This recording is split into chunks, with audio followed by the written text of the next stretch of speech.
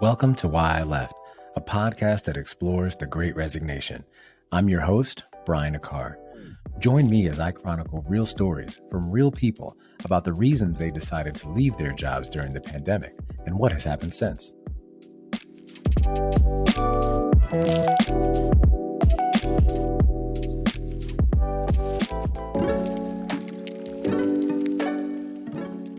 Hello, and thanks for tuning into this episode of the Why I Left podcast. In today's episode, I chat with Jennifer Walton. Jennifer is the Chief Brand Officer and partner of Skynile Consulting. Now, after experiencing success in the corporate world, she recognized that she lacked fulfillment and decided to join the public sector. But when she failed to get the resources and the support that she needed, she decided it was time to work on her own terms. Now, what was great to hear in our conversation was how intentional she's been in reflecting on her experience and how much more confident and resourceful she's become. So let's go check it out.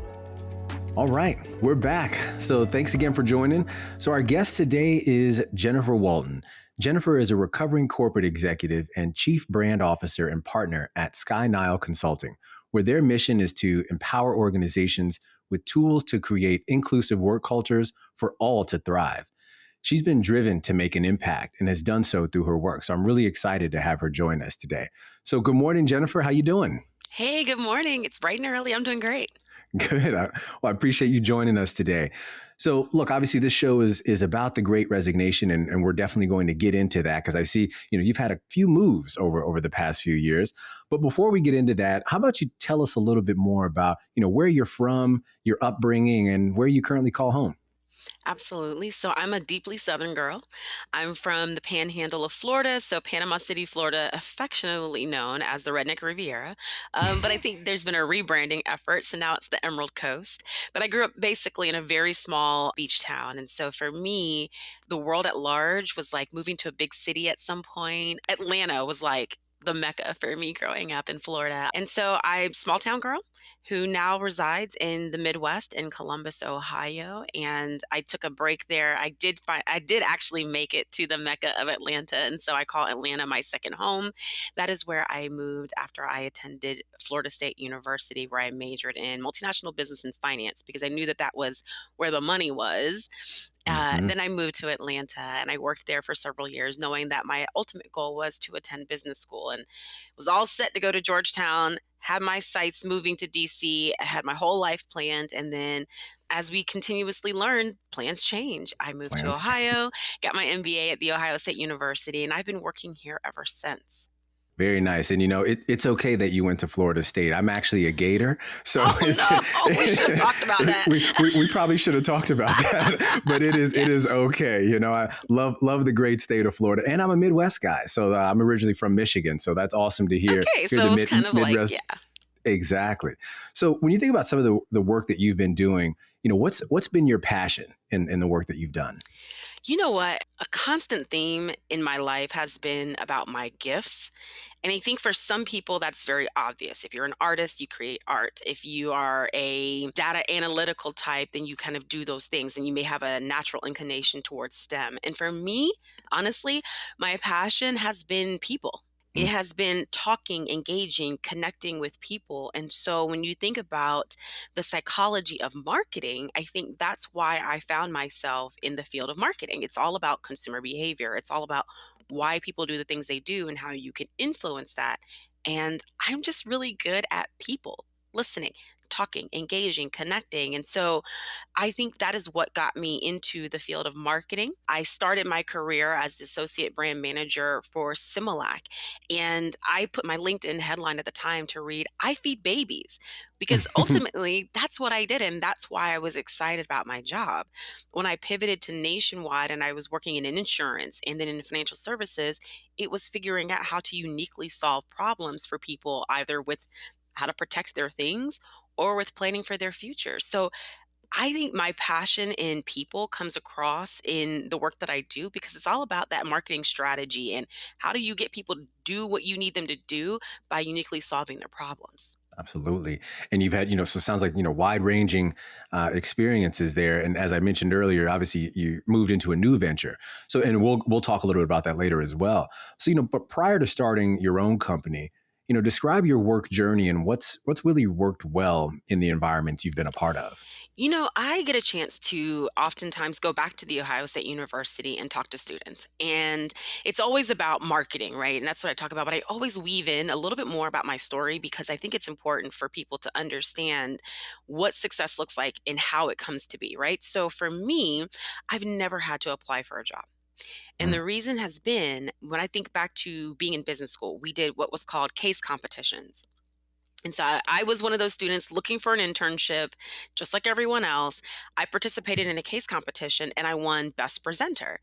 And mm. so, in the process of doing that, one of the judges worked at one of my target companies. And she said, "You know what? You did such a good job presenting. Here's my card." Well, I was she gave her card out to lots of people. I was one of the only two that followed up. I reached out to her, made a genuine connection. She opened the door for me at Abbott, and I got the internship there. Then, of course, I worked all summer building connections, but then, of course, doing what I was asked to do. But I met so many people. I talked to the president of the division. I talked to all these folks. I figured, what do I have to lose? Made great connections. Got invited back for a full-time offer.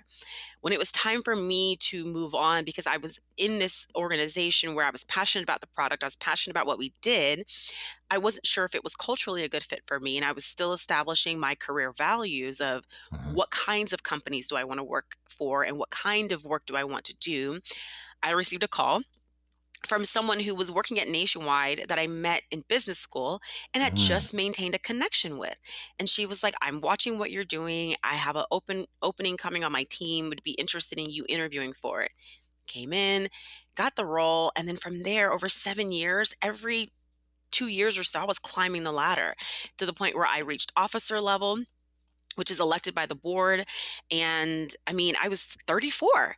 I had everything I could have possibly wanted. And then the pandemic happened.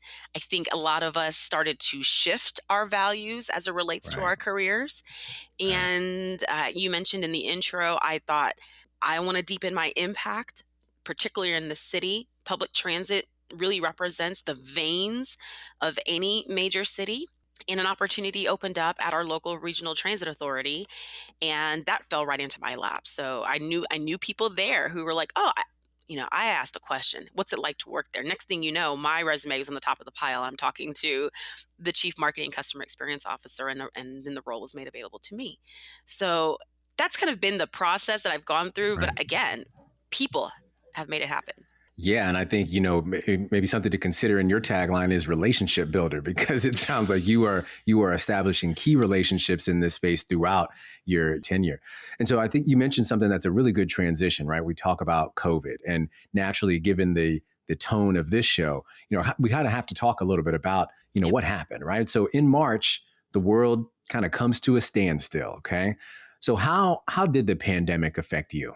You know what's interesting? I do not remember. I truly don't remember what the office was like prior to March 16th, 2020. I don't. And I don't even remember how quickly we pivoted to working from home. It was just like, everyone get your stuff and we'll see you tomorrow morning at 9 a.m. on Teams. Hmm. And in my mind, I'm like, when did we even learn what Teams was? It was like, Exactly. it was like a switch went off. And I remember it felt like a countdown because I knew it was coming. It's a little something about me. I'm a bit of a doomsday prepper. Hmm. And so I began prepping for COVID in January. Now Oh, really? I didn't do the right things. I went to the store, I bought extremely high amounts of water and canned soup. I don't know what exactly I was prepared for, but I had a lot of things. I had fireproof blankets, I had a hand crank radio. I didn't know what was going to come. But it Okay. felt like a countdown to me because I have two small children who at the time were 4 and 2.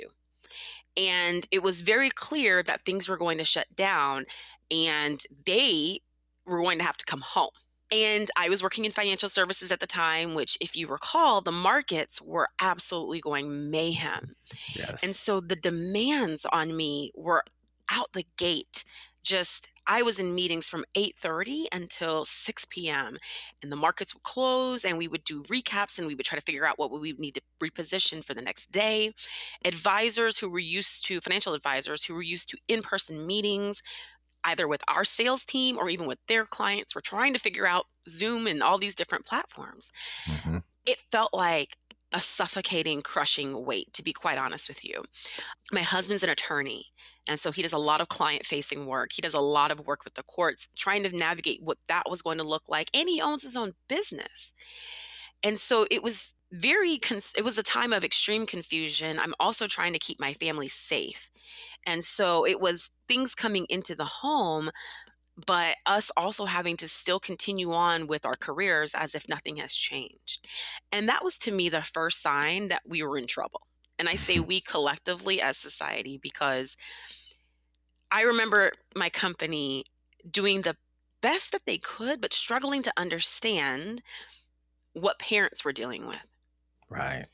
And so it was like, we expect you to be on. We expect you to be on. It's like, hey, I don't know if y'all know this, but I got a 4 and a 2-year-old right here, and they also need to be fed. Never mind education, but I literally have to keep them alive. Mm-hmm. And I felt like there was a ton of resistance early on. So to me, it was kind of like the beginning of the snowball. And I give that organization, a wonderful, great organization, a ton of credit for them trying to figure it out. I wouldn't have wanted to be in their position, but I noticed this was happening across the industries, right? Companies in conflict, particularly with families. And then even for those who didn't have families, the loneliness began to set in. The fact that many of us, I'm blessed. So I had a wonderful home that we were able to turn into an oasis for our comfort. But I know several people who were like, I cannot be in this home any longer. So they were struggling. And I don't think that the organizations were able to address even the mental weight of the pandemic. I had to tell my company, I had to say, listen, I appreciate the Monday mindfulness tips. I appreciate the meetings you all put on our calendars to attend webinars and things like that. I was like, but what people really need is time off. People need a break. They need like an extra day to just get some fresh air or some level of standardization around the meetings, because I felt that the pivot to work from home meant I was working nonstop. Well, that was the thing, even in my space too. And there's a lot of similarities with the lives that we both live, because I'm rather 6 and 4, but at the time 4 and 2 as well. Yep. And, without going too much into it, but remote learning was the worst. Okay. So the yes, keeping them alive, but then the actual education piece for us, for my wife and I, just pray for us all, Right. because it was tough. So what are some of the things that you kind of learned during that time? It seems like you're starting to see some of the seeds growing here that there's about to be an issue. So what were some of the other learnings? And I have to say, like, I was that person that knew I wanted to be in corporate America since I was like 9. Okay. So for me, it was truly an awakening. Like, I knew I was going to retire likely at that organization because I loved it so much. Right. But I started to really reassess the value of work in my life. Mm-hmm. And it was, am I working to live or am I living to work? Right. So my children are at home and they attend a Montessori school. So the Montessori school was like, listen, we don't have textbooks and things like that. Take them outside, let them do rocks and grass. And I was like, it was trying to figure out these things, but being that close to my family for such a long time, for as horrible as the pandemic has been, I wouldn't change that part for the world. Yeah, that was great. That was great. What I mean? And so all of a sudden I got to understand their personalities and how they were developing. And I got to find out the things that they really liked and what got them excited and what they were passionate about. And now at 6 and 4, I'm like, great, you're going to be a designer. You're going to be an artist, or maybe you're not, but we have flexibility to do whatever you want to do. Right. So for me, it was the more time I got to spend with my family, the more important they became. The more time I got to set aside some me space. And I developed a ton of hobbies, things that I did for fun. I love to cook. And like everyone else, I started baking bread. I had my sourdough starter. I started doing all sorts of things. And I got into it. I started I have a huge garden. I was able to tend to my garden with the loving care that I hadn't been able to do before, right? Mm-hmm. So all these hobbies became important to me to where I started, when they were like, come back into the office, I was like, well, what about my garden? Right. And the sourdough trend was huge, by the way. Okay. I was like, I got to mix the sourdough starter. Yeah. And it became very important to me, that balance. Mm-hmm. And as an executive, we were called back early. And this started to, again, kind of put a little crack in the wall because I'm thinking to myself, why did you call us back in here so that we can sit in our office and be on Zoom meetings? I can't Yes. find a fork in this building because they, everything kind of shut down. And Right. so I'm thinking, like, so why are we here? And that started the questioning around, why is leadership making the decisions that they're making? And why aren't they keeping it honest with us? I'm Hmm. the type of person where if you need to pay some real estate investors, just say that. Or if Yeah. there's, if we have certain fixed bills that we have to pay and basically y'all not being here is a waste of the money, just say that, right? And I think that that's been a lot of the pushback in this whole return to work model, because there are multi-year leases that a lot of these companies have that you can't just walk away from. Right. And so those learnings are developing and they're growing throughout. And so, and then you're starting to touch on it now, how did the pandemic really start to affect your relationship with your job, especially at that level? So I had another unique thing. I wouldn't say it was unique to me, but I had an interesting role in it. So pandemic is happening and then the social justice movement happens as well, Mm, right? And so I think, and this was 2020, before you think about in 2020, cases were still low, right? right. And they were like, okay, it's over. I was starting to be concerned about the kinds of decisions that were being made.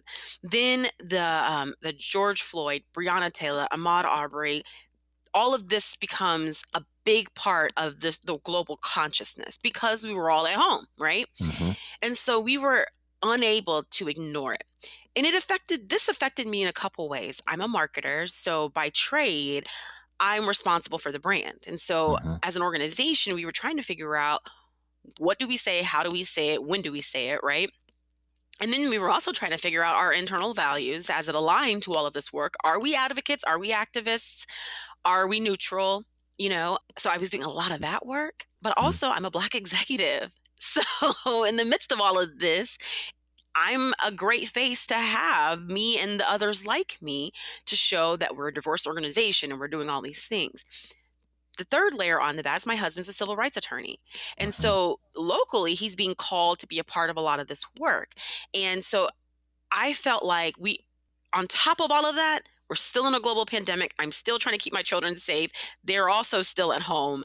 I'm being stretched extremely thin. And I started to look again at the relationship that I was having with my organization to say, are we acting in the best interests of our employees? Are we acting in the best interests of our customers and potential customers? Because now, as I apply the lens of social justice, I'm thinking, I don't know that we particularly are yet, because, in the world of insurance or financial services, marginalized communities are underrepresented. Right. Right. And so I just began to feel as though I'm being asked to do a lot and nothing else is changing. No Mm, compensation, no titles, none of that's changing. And again, I started, this is where the seeds of what hustling looks like begins to be planted for me.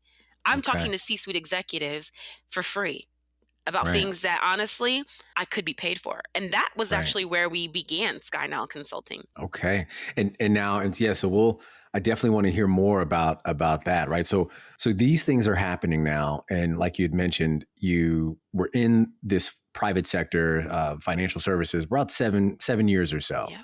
and it looks like in around March of 21 you resigned, Yeah. but then you moved to the public sector a year later, and then things don't really work out there too.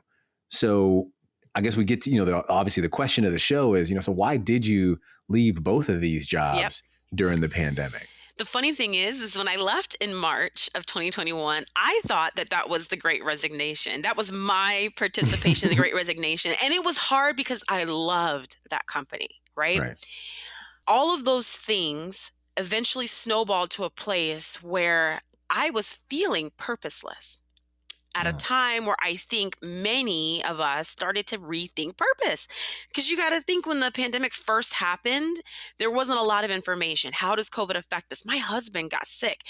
He was attending rallies, doing a lot of work. He got COVID in June of 2020. So still not mm, entirely sure of what the impacts would be, but that was a terrifying 2 weeks for us. And thankfully at the time, my organization offered, COVID leave. So I was able right. to focus on my family because he had to stay in an Airbnb for 2 weeks. And Oh yeah. But I got a really close in look at what it did.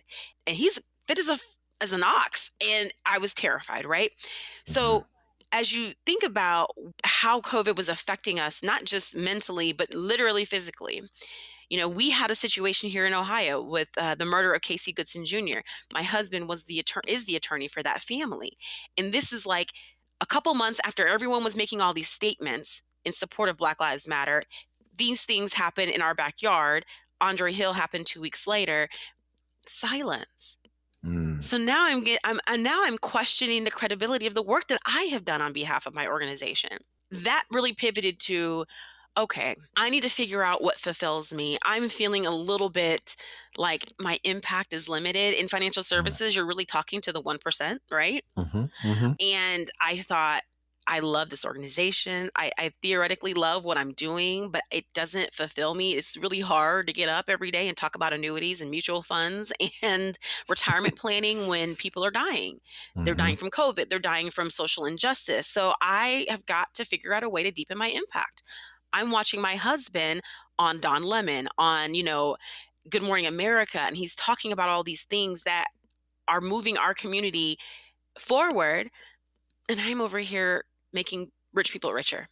Mm. So I decided, you know what, let me test the waters and see what's out there. And the opportunity at the Central Ohio Transit Authority came up, and it was a shift to the public sector. And I was able to feel like, yes, I am now making an impact because I can go out and see the buses and I can see the impact to the community much more directly. And so that was like hashtag great resignation. Hmm. But for me, the pivot was beyond what I could understand, right? I think, the private sector runs way differently. The public sector, you are beholden to the taxpayers. And so it's a different pace. You really got to step your game up. And I was meeting that challenge, but we were severely under-resourced. I lost my agency, and in the creative space, as a marketing strategist, I do strategy, not graphic design. I lost my Hmm. agency. My boss quit. Oh, wow. Um, and I would honestly say that was her great resignation. And I was left to fend for myself. And I fought as valiantly as I could for probably the next 10 months until Okay. I was out of fight.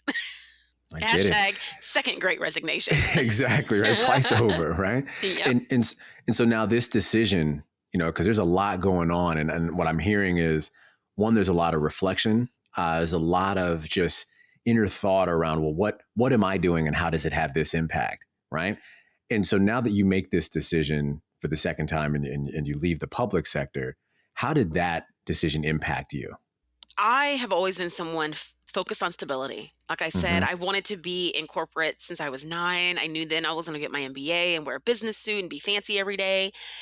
And so the pandemic shook up all the plans that I had for myself.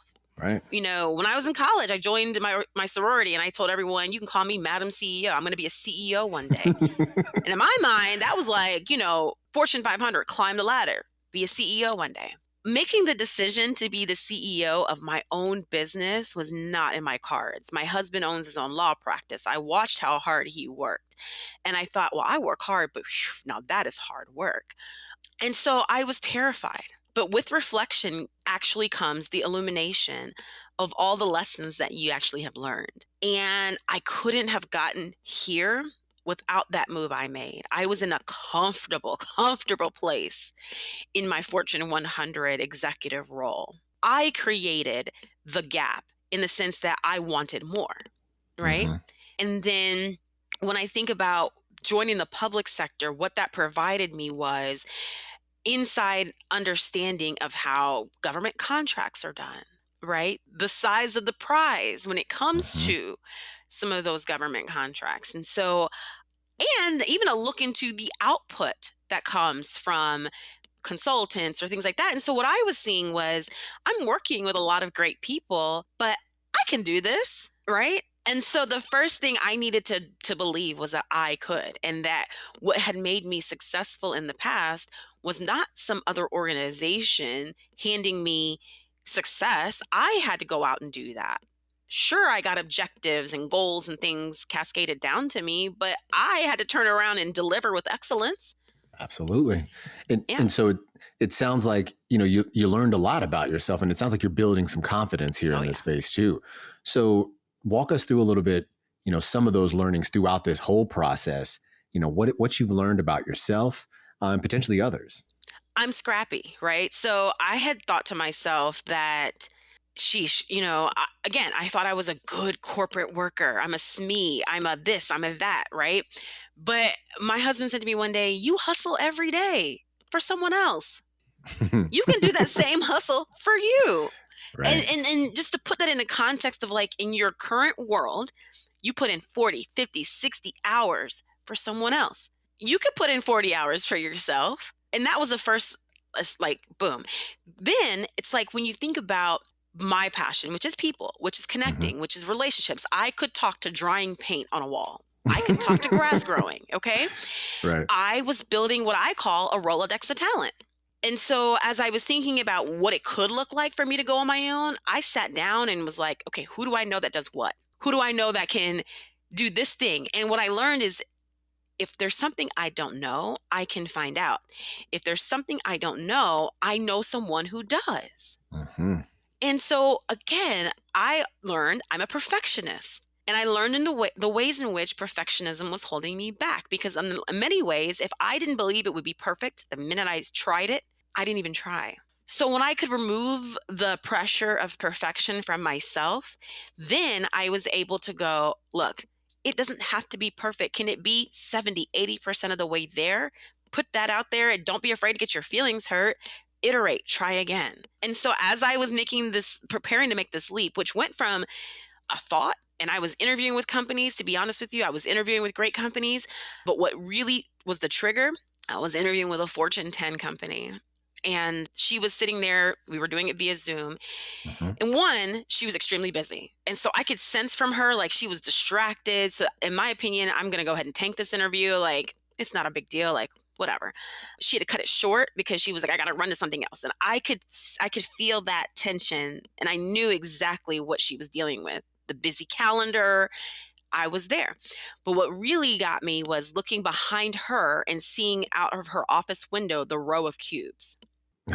And I Okay. just was like, uneasy. I can't. I'm like, oh my gosh, going back into the office, going back to the rows of cubes, going back to the Yeah. parking and the this and the that. And, like, so I thought to myself, don't even give it like 100%. I still gave her 90% because that's just me. So I gave her Right. 90% of my best, thinking they're not going to invite me back. And then they pushed me through to the next round. Oh, well.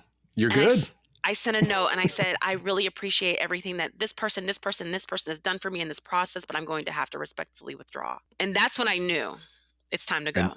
okay. So in addition to those learnings, it sounds like a bit of resourcefulness also came up as well, Yeah. because I think, I hear you being a perfectionist there, but it's good to delegate, right? And Yes. especially now, as we'll get into, now what you've kind of Yeah. pivoted into, that's important here. So a lot has happened since you've left, and we talked a little bit about this earlier.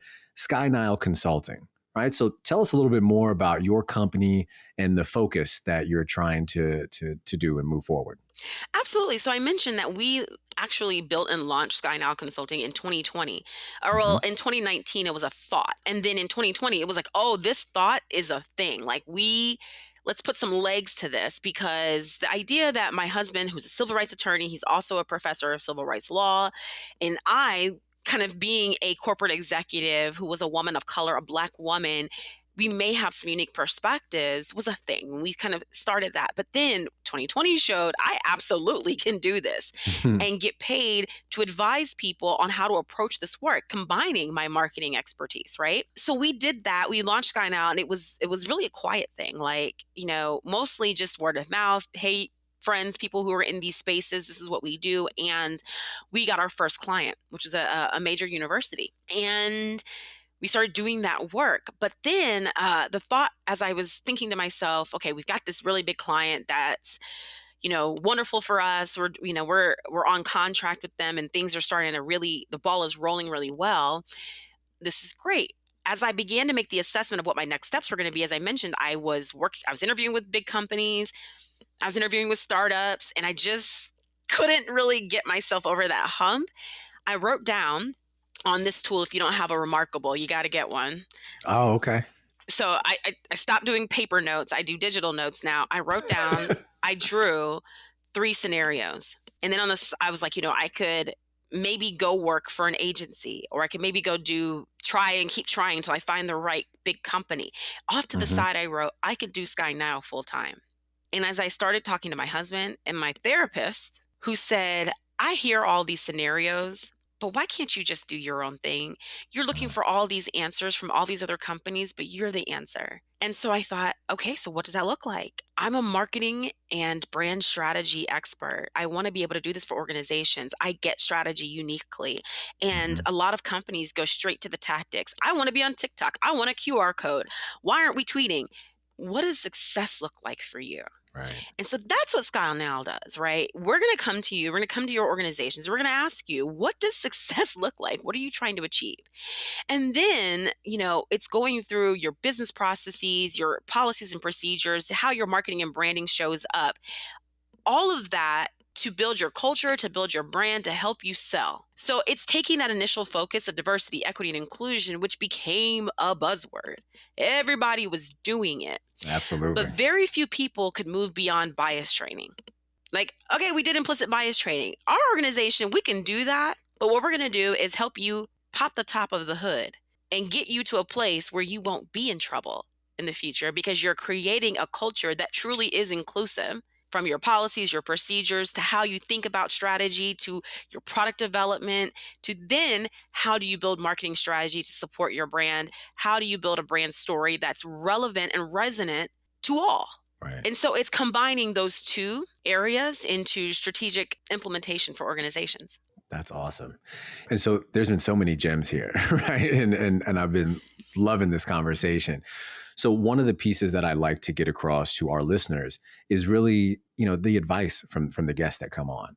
And so when you think about those who may be listening in, who may have a similar experience to yours, but really don't know what to do next, what advice would you give to them? It's interesting that a lot of people are struggling to marry I live on an emergency route, if you can hear that, but a lot of organizations, or at least employees, I think, and I used to deal with this, just believe you owe so much to these companies, right? And again, I loved the organization that I was in, and I did feel this intense guilt of like, oh, all these things that they've given me. Stop right there. Nothing's been given. It's been earned. And so if you have earned your place, you have a voice. You have a voice in how the organization grows. You have a voice in the ways in which things are done. Use your voice. When I was in corporate, I was the leader for one of our associate resource groups. Get involved, use your voice, and if things don't change, use your leverage. Right. And I think a lot of people, I've actually been reading comments on LinkedIn where folks are saying, it's actually really hard for me to put myself out there. I don't have that problem. So for me, I think it's just being very intentional and mindful about building your network. If you can find 5 people that represent a safe space for you from a career development standpoint that you can then leverage to meet the next 5, Keep it small like that so you don't have to go to networking events. It's not about showing up and joining organizations, but it is finding an intentional and purposeful way to grow your network so that you can whisper into people's ears what you're looking for, what you are about, and then as doors open, they can guide you. Like I used to tell people all the time, I cannot open doors for you that I don't even know what path you're on. Right. And so if you can give me a little bit insight into what drives you, what excites you, and what you want to do, when that opportunity comes up, I go to my Rolodex of talent and I'm like, I know just the person. And so it doesn't always have to be about building a big social brand or being the loudest person in the rooms, but just be intentional and honestly go back to what your core values are. Write them down, because that was what really pushed me over the edge. People would ask me, Jennifer, what are you looking for in a company? Flexibility, values alignment. I want to maximize my talent. I want to maximize my income. As I wrote that down, none of those things were going to be possible at another organization. Yeah. And can I ask you one follow-up to that? How did you determine or what was the process that you went through to determine your values that you wanted an organization to pursue or to exude, if you will? I started with what frustrated me the most. Okay. I'm in meetings and I'm going like, I know this, I know this, I know this. And I would say these things and either someone else would say them and they'd be like, oh my gosh, that was a great idea. Or I would say them and all these barriers would come up. And then down the line, maybe they kind of sort of got there. And it took me a long time to realize that that was happening. Like, why am I saying all these ideas and I'm not being listened to? But then they go back and they figure it out. And it's what I told them to do all along. It's like being a parent, right? Got it. So when I talk about maximizing my talent, that came from being frustrated. And then when I would leave, organizations like, oh my gosh, you're so brilliant. Every time I've left a company, I was told the first time it was, this place is not big enough for you. They weren't ready for you. I didn't know what that meant. This is a 90,000 person global company. When I left my first Great Resignation, there was a ton, overwhelmingly, people were like, I can't believe we're losing you. What can we do? What can we do? What can we do? I'm like, you didn't maximize my talent, right? And then just that values alignment, because my values evolved. I mean, I've always been purpose driven. I've always been people driven, but I was family driven. And I don't believe that my having a family means I have to exit the workforce. That's not fair. Absolutely. And so I'm like, that's important to me. So that flexibility, boy, when they started talking about returning to office, it was beyond. I mean, obviously I was able to take my kids to and from school prior to the pandemic, but now it was different. Like, no, I need to be able to go. And then I need to be able to tend to my garden. I need to be able to walk out and feel some fresh air. Exactly. That is crucial, I think. And there's so many people, moms and dads, who really resonate with that piece, myself included. Right.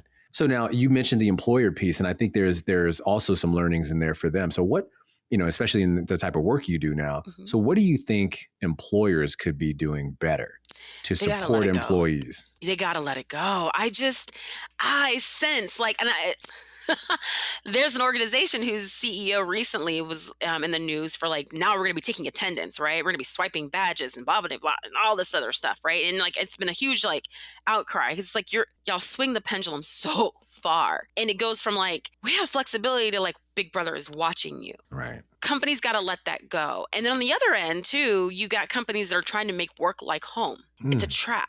So they're like, look, we've got free M&Ms. We've got a gym, we've got couches and hotel seating, and the cubes are gone. And it's like, actually, you're trying to emulate home, but now what you've done is you've made the office extremely loud. It's not as comfortable as my house. And also the protocols and the executive presence and all the cultural things, like those things aren't meshing. So on one end, you expect me to be professional and buttoned up all the time. And the other end, you want me to lay on a beanbag with my laptop, and that's what you think is work, right? I think organizations need to first and foremost do the market research. And that's literally what Sky Now Consultant starts with, is like, let's do some market research.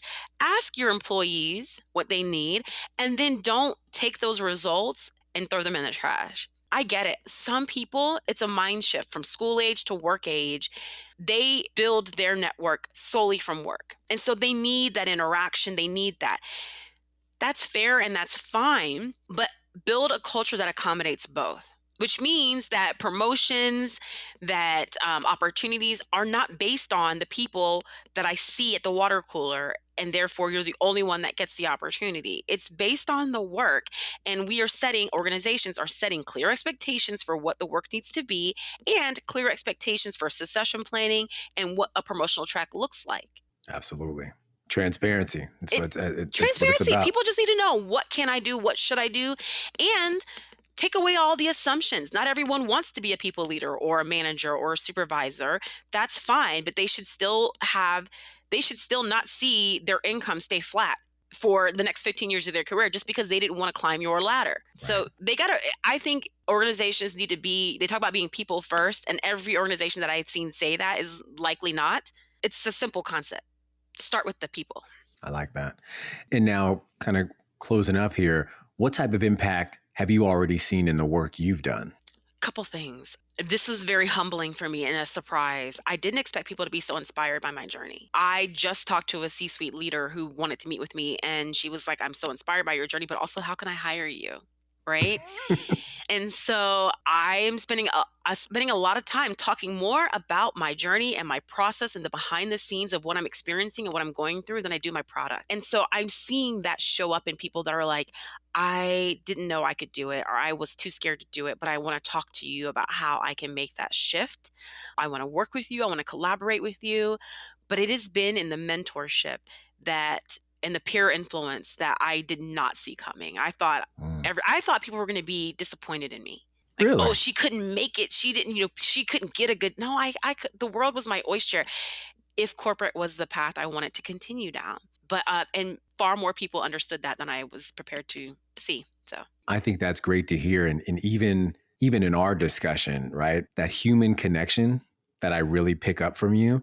And I think that's what people are really connecting with. yeah. Because especially during these past 2 years, you had mentioned something earlier about people didn't have a family, but the loneliness, Yes. right? And the things that occurred, we really start to understand what's important. And relationships are important, whether it's familial or not.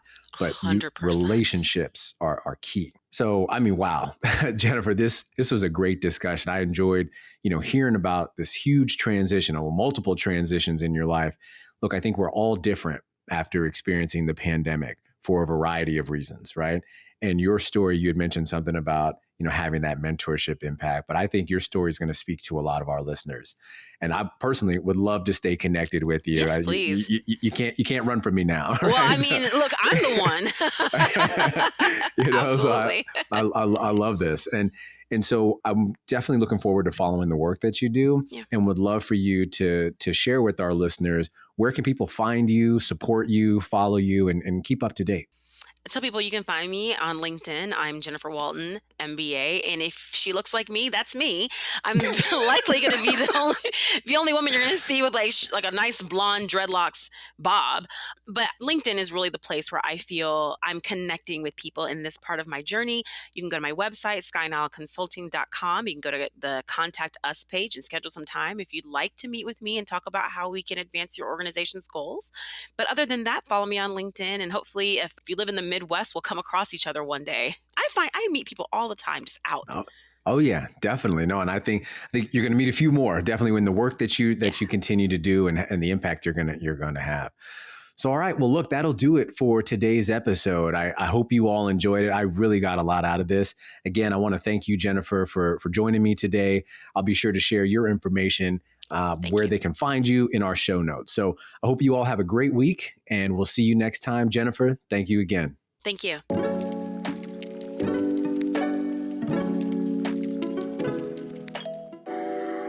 The Great Resignation, people leaving their jobs in droves.